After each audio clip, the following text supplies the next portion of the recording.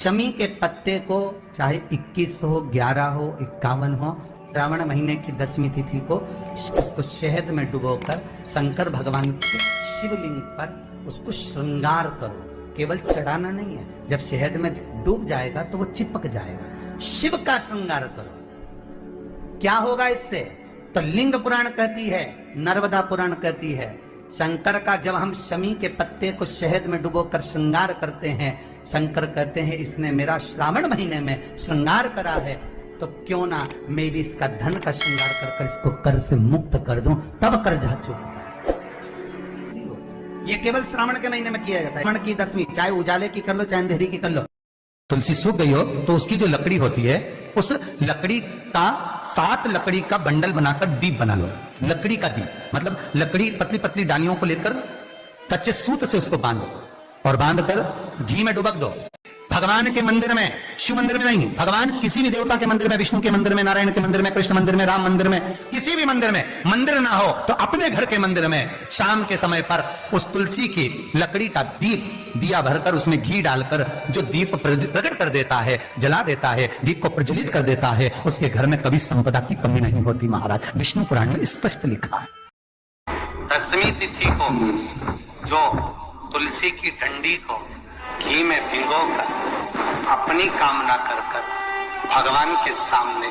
दिए में रखकर जला देता है, दिए की तरह उससे आरती उतार देता है, कहते हैं उसका जन्म दूसरी बार पृथ्वी पर नहीं होता, वो भगवान के गोलोक धाम में जिंदगी भर के लिए विराजमान हो जाता है। चिड़चिड़ करता है, क्रोध करता है, गुस्सा करता है, तो महाराज शंकर भगवान का शंभेश्वर महादेव का नाम लेकर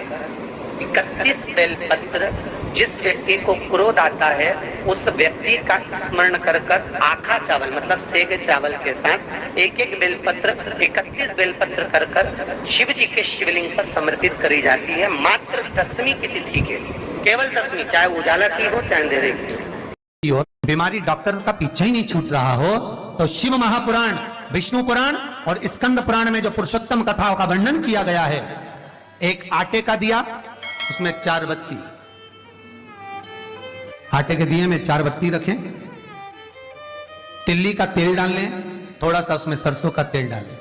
महाराज घर के बाहर अर्थात घर के अंदर के बाहर जो चौखट होती, चौखट से थोड़ा सा बाहर, बिल्कुल चौखट पे नहीं बैठना, थोड़ा सा बाहर, 9वीं तिथि के दिन शाम के 6 से 6:30 के बीच में 21 बार जो व्यक्ति बीमार रहता है उसके सिर से नीचे की ओर श्री नरसिंह भगवान का स्मरण कर जिस अधिक मास में जिस तिथि को उतारा कर रहे हो उस तिथि का नाम लेकर, उस अश्विन अधिक मास का नाम लेकर, जो व्यक्ति का उतारा कर रहे हो उसका नाम और गोत्र लेकर 21 बार जो उतार कर उस दिए को घर के ही चौखट पर रख देता है, उस व्यक्ति की बीमारी छूट जाती है। महाराज वो रोगीला नहीं रहता। किसी भी नवमी को आप आंवले के पेड़ के नीचे घी का दिया लगाकर मौली मतलब हाथ में जो नाड़ा बांधते हैं, लच्छा, मौली, लच्छा, नाड़ा, हाथ में बांधने वाला पूजन वाला धागा, लाल घी का दिया लगाकर 5 परिक्रमा आंवले के वृक्ष की कर लीजिए और परिक्रमा कर आगे को वहीं पर छोड़कर थोड़ा सा धागा और अलग से लेकर किसी टहनी पर उसको कामना कर बांध लीजिए। महाराज 10वीं तिथि को, 9वीं को तो ये करोगे, 10वीं को वापिस जाकर आंवले के पेड़ के नीचे घी का दिया लगाइए और जो धागे की आपने टहनी पर जो धागा बांधा है उसको खोल कर ले आइए, अपने हाथ पर बांधकर उसी धागे को पहनकर अपने काम के लिए निकल जाइए। और जिन लड़का लड़की को मंगल होते हैं,